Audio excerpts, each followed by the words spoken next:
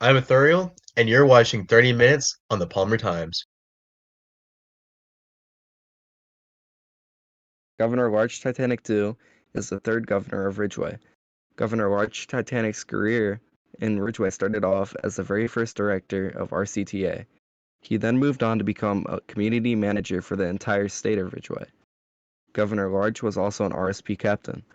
On April 1st, 2022, he resigned as transit director of RCTA to become an assistant director, allowing for his deputy director, Peace Download, to take over. At the time LargeTitanic resigned, he was director of RCTA for over a year and a half. LargeTitanic2 decided to run for governor in the 2022 winter gubernatorial election with his longtime friend Joao Human. He won with 71% of the vote. He was later re-elected in the February gubernatorial election. LargeTitanic2 is by far the most consequential governor in the history of Ridgeway. However, he feels that he hasn't done all that he has set out to do. The story will continue in a moment. Throughout your governorship, have you done all that you feel you have set out to do? So now when I first ran for this office back in November of 2022, I kind of said at the time that I wanted to set a great example as to how the governor's office is actually supposed to function and make the executive branch do what it's supposed to do is kind of the goal that I set at the time. And I feel like on a large scale we've done that. I feel like I feel that we've set an excellent example for the level of professionalism, authority, especially, and decorum that the governor's office is supposed to have. I don't know if you were around. Yeah, I was. Just not on this account. I don't want to say that it was well understood, but there was an attitude at the time, and I mentioned this last time I was on your show, that the governor really didn't have any authority, and he really wasn't needed. But from a specific standpoint, I think I would tell you that every term I set out a particular agenda that I was looking to accomplish, whether it was improving the park service or reforming expungements so that it doesn't take you as long to get an expungement if that's what you want, and while we're still able to make sure that you're able to prove to a court that you are sort of moved beyond the criminal side of things and you're ready to join the legal world. But I don't necessarily know that we've achieved everything that we set out to in those specific agendas. Sometimes, like for example, the park service is nowhere near where I wanted it to be. Just because of various reasons, but a lot of it is placing faith in people that maybe I shouldn't have, stuff like that. So I think I would tell you that in some areas, yes, I think we have. In some areas, no, I think we haven't. All right. So last year, you openly voiced your opinions on various senators in a negative and positive light. To many, it was almost as your opinion on them was switching from night and day. Why and what made you kept doing this? You're referring to David? And very other senators as like Cardinal Montera, for Oh yeah. example. Well, okay. One of the biggest reasons. So I haven't explained the whole David thing on the to you guys specifically, but I've made statements about it in the past, but I'll just touch on that and then I'll kind of talk about Cardinal. And you'll have to refresh my memory about other senators that I might have said stuff about, but I'll remember if you tell me the name. But anyway, in terms of David, he was a friend that I had known for quite some time from previous groups that I've been a part of. He came to Ridgeway, was elected to the Senate after a kind of a blitz of a campaign to get in that office. He had some ambitious goals. They were kind of all over the place. But over the course of the time that he was in office, he was pretty much vehemently assuring me and everybody else involved that everything that he was doing was for the benefit of Ridgeway, if you know what I mean. Oh yeah. So when that, so I initially, even though some of the things that he suggested in the beginning were a little bit uncomfortable, like one of the things that he suggested was the auditing of the departments to make sure that the heads themselves were active, and I opposed that initially, but then I kind of ended up being in favor of it because I realized, it might actually be beneficial to have somebody from the legislative branch take an outside look into what's going on, make sure that we're doing our jobs. And I think the problem was that a lot of the things that he was doing had both positive and negative effects. What ended up happening is I defended him quite a lot in the beginning because I trusted his motives and what he told me his motives were. And because of the relationship that I had over time with him, I trusted his motives. And of course, when it turned out that he had been lying from the beginning and that his motives the entire time were actually to take advantage of my friendship, to take advantage of any kind of trust that would ever have been extended to him, and to, attempt to not only conspire to remove the lieutenant governor, but actively work against Ridgway wherever possible and cause chaos whenever he could. I changed my opinion fairly quickly. Hmm. So that's kind of why I changed about David, is because he betrayed me, in the quite literal sense of the word. Yeah. I trusted him, and that trust was misplaced. So what's your opinion about former Senator Talon? Um, so with Talon, I've always been friends with him personally. I've kind of had some decent arguments with him, but the main reason why my opinion on him changed from positive to negative was the revelation by the Justice Department that he participated, and in fact, of course, the case hasn't been decided yet, so I'm not going to say it's 100% factual, but the court evidence is pretty damning that he, in fact, was a significant part of the conspiracy to falsify Senate voting records in the impeachment of Lieutenant Governor Zhao Human. Mm. Zhao being not only the lieutenant governor, but a close personal friend of mine, and I, having believed that the results of his impeachment were legitimate and accepted those results, to later learn that members of the Senate were working actively to ensure that even though the vote to impeach Zhao had failed, to construe the results to appear that it had not, using their influence with me to convince me and everybody else in the entire state, convince everyone that it was legitimate. That, I think, understandably changed my opinion of Talon. Yeah. One more person I like to mention is Omnelius.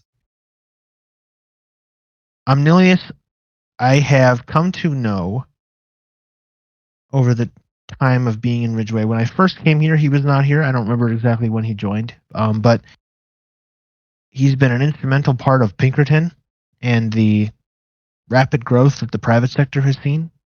They've been an instrumental part of showing what a private sector business can achieve. So has Palmer Times, by the way.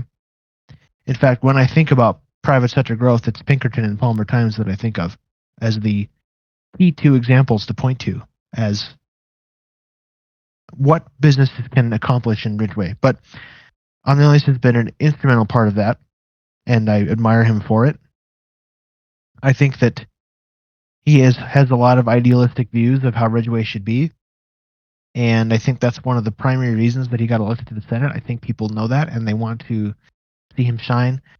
He has written some bills that I haven't necessarily agreed with, but I'm a little bit of a more of a conservative person, so I have to temper my initial reactions because he wants to make lots of changes, and I'm excited to see what those end up looking like. I was a little bit disappointed that he didn't. I can't remember right now if he registered for the Senate again, but I was a little bit disappointed that he didn't remain in the Senate. Whether it was because of people not voting for him or he didn't register, I'm not totally sure. But I was kind of looking forward to how that was going to be, if you know what I mean. Oh yeah. Neil is one of those people that I look forward to. I look forward to what he's going to accomplish in Ridgeway. for sure. So, your Lieutenant Governor, Mandatory Morale, has hinted to a run for governor. Will you be Indeed. endorsing him for governor? At the moment, I'm not going to make any endorsements until we get much closer to the election. I want to um, give all the candidates a chance to establish support from the people on their own merits. The people have voted for me in droves the last 3 terms. I don't want to tip the balance by speaking up before it's time to speak up. You know what I'm saying? So as for endorsements, I'm going to wait until the election is going on to actually make one. I Mm, won't confirm. I won't confirm that the lieutenant governor is running for governor. However, I have heard the same rumors as you. all right. Um, so you posted in RCTA announcements. You hinted that you might make a possible return to the RCTA. Is this true? This is true. And what do you plan on doing once you return?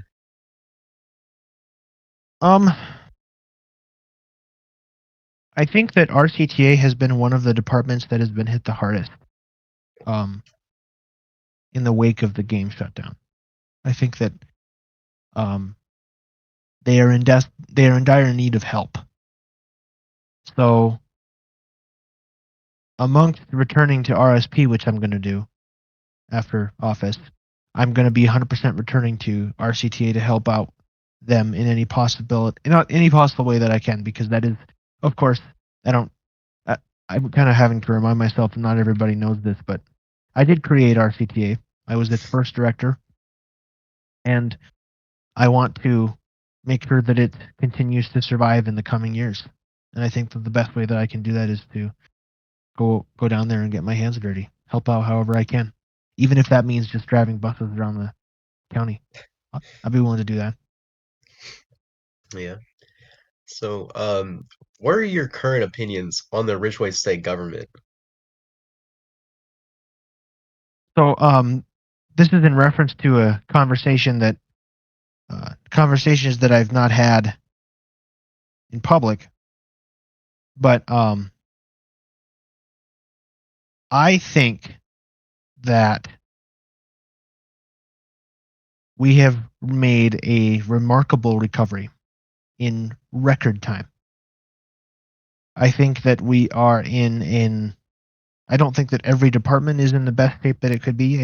I definitely think that there are improvements to be made across the state, but I think that on the whole, from the executive side of things, we're doing quite well in terms Mm, of how quickly we've been able to recover from the shutdown. I'm hoping I'm hoping that Let's See will open up their applications at some point, because I know that we have a lot of people who have just joined the state that are very much eager to become holders of law enforcement training certificates. I'm hoping that happens soon. On the judicial side of things, on the judicial side of the state government, one of my top priorities right now is making sure that we have the judges that we're going to need to take us into the future. Because Koala, as you may know, is alone on this in the Superior Court. So I want to get him at least one other judge and a handful of magistrates to make sure that we are able to effectively handle the large volume of cases that are coming in. Because if you've looked at the Superior Court Discord lately, you'll see that the Chief Justice has had to take up quite a few cases because of the demand of people that are trying to utilize our justice system as it's meant to be used. oh yeah. So that's top priority for me. I mean, beyond the current nominations that we're doing and everything else, top priority for me is making sure that the justice system is going to be okay. So we're working on that pretty hard, in terms of getting superior court judges as well as magistrates and administrative court. And then finally, on the legislative end of things, I know that some of the senators have told me privately that they don't think that things are going so great. Like, it's kind of a big mess, some of them have said. But I will say that their committee hearings that I have seen, their general level of organization, whether it's due to the Senate staff or it's due to the senators themselves, I think it's probably a combination of both, has been very impressive. It's something that I think that we as a community are not used to seeing. I think we're not used to seeing the Senate function, if you know what I'm saying. Oh yeah. But here they are referring nominees to committees. They're meeting on a regular basis, at least I think. And I feel like from the very least they are functioning, which I don't think that was the case for the previous Senate for quite some time. So I'm optimistic. I think that I think we're headed in the right direction. I think that we're going to be able to, I think as a government, we're going to be able to come out of this better than we did when we went into it. So, Senator Timbawak has nominated Enforcement Beyond and Qualify for Life the Medal of Public Service. Do you support this? I do. Mm. Real quick, I also want to ask you another question. Whatever happened to your Parks Recreations bill? That got passed, All right. or didn't it? No, it did. That bill did not have as much of an effect as I was hoping that it would. That's probably mostly my fault. But what we were hoping to do is that bill expanded their jurisdiction a little bit. It also changed a few of the rules, establishing what they can and can't do, and it made them a little bit. But I think that there's a combination of issues that are facing the Park Service that made that not work. I think that um, I think honestly that it's probably time for them to have a new leader. So I'm hoping that that has the chance to happen. But I also think that we had a whole 3 months where nothing happened, and so they didn't really have the chance to implement that. So I'm hoping that we have the chance to actually do that. And obviously, if it's not me, then I'm hoping the next governor has the chance to. All right. A follow-up to that, do you think the Senate should renominate Roblox Wolf? Well, the Senate doesn't renominate people. I do. I mean, But reconfirm. so one of the things that I want to make clear to the people, and I did, and the Senate, if I'm assuming they're gonna watch this too, but taking a look at the cards of those nominees, I clearly state on those that those are automatic renominations, and that's what Dave said. So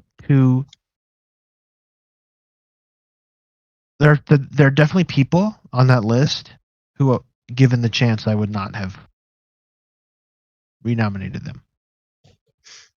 But Hmm. given that Dave's basically saying everybody needs to have their chance to keep their positions and leave it up to the Senate. Excuse me.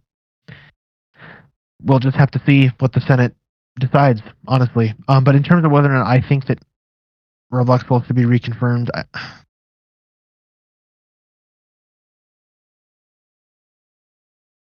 hmm.